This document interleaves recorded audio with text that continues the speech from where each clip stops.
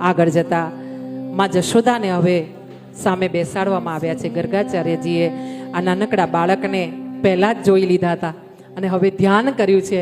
ધ્યાનમાં ખબર પડી છે, અહો આ તો નારાયણનો અવતાર છે. પ્રભુ પોતે સ્વયં કૃષ્ણ અવતાર લઈને આવ્યા છે અને કીધું છે આકર્ષિતિ ઇતિ કૃષ્ણ, જે સૌને આકર્ષણ કરે.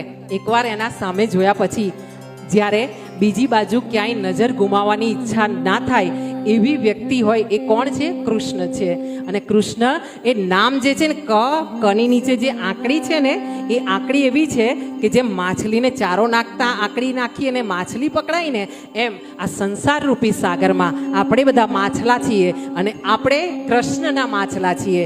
અને એમ કૃષ્ણના નામ નીચે જે આંકડી છે ને એમાં આપણે ભક્તોના હૃદય ભેરવાઈ જાય છે, આકર્ષાઈ જાય છે અને આમ આપણે કૃષ્ણમય થઈ જઈએ છીએ. આમ ભગવાનનું નામ એક પાડવામાં આવ્યું છે કૃષ્ણ. હા, આકર્ષતી ઇતિ કૃષ્ણ, જે સૌને આકર્ષણ કરશે, સૌને પોતાના તરફ ચુંબકની જેમ ખેંચી લાવશે.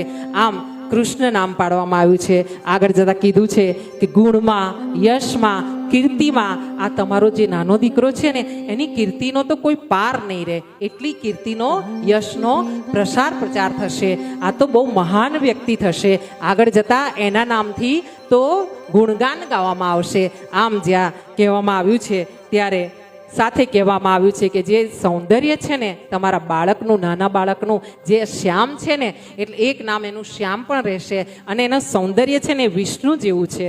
એટલે એ વિષ્ણુનો અવતાર આ એકવાર વસુદેવજીને ત્યાં જન્મ લઈ ચૂક્યા છે એટલે એનું નામ વાસુદેવજી પણ રાખવામાં આવશે.